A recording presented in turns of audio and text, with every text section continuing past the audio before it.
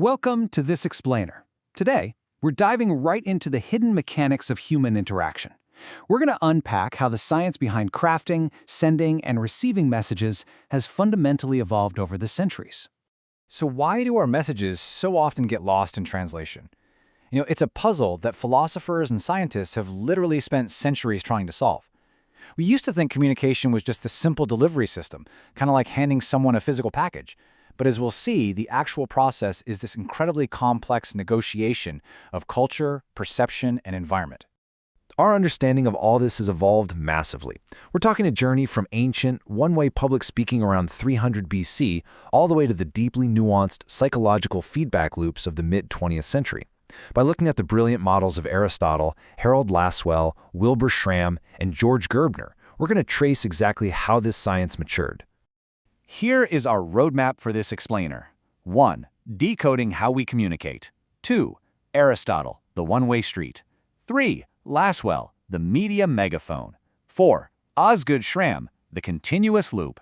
5. Gerbner, perception and reality. And 6. Why these models matter.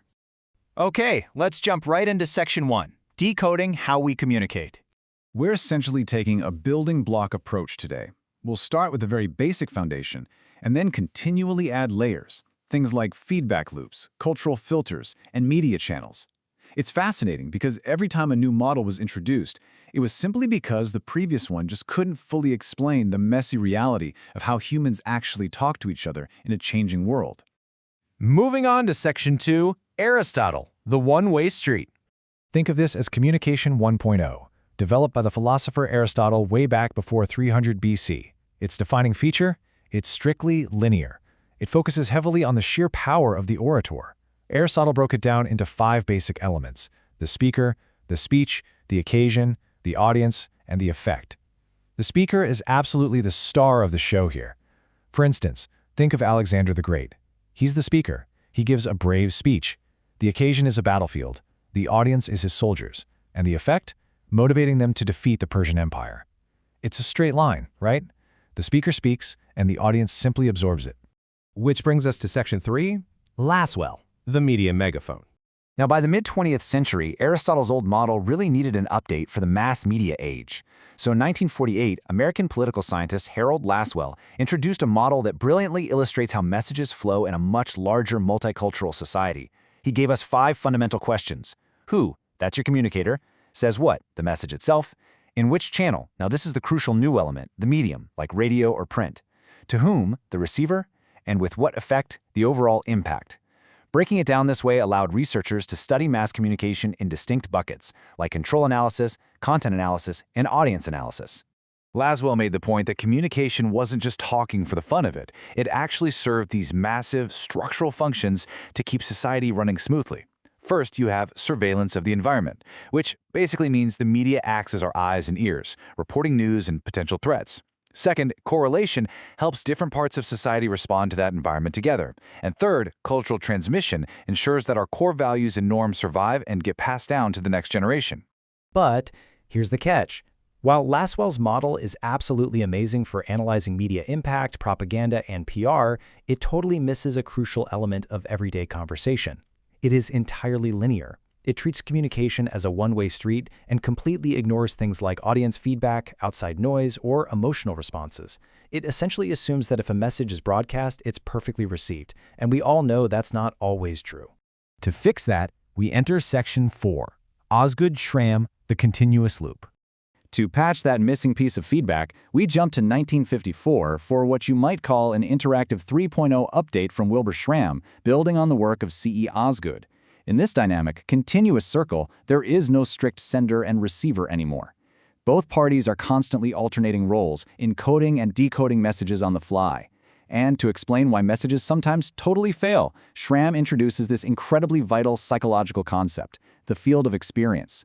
It proves that the sender and receiver actually have to share some common ground for a message to work.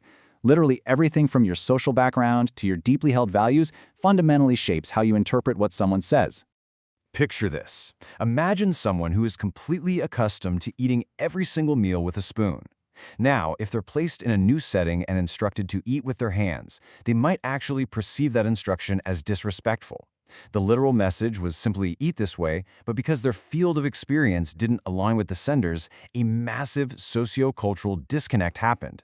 The message got completely distorted by the receiver's personal background. And that right there is what we call semantic noise. If you speak English to someone who doesn't understand it at all, or, say, you use highly technical jargon with a total beginner, the communication loop just breaks. Semantic noise means you both ascribe completely different meanings to the exact same words.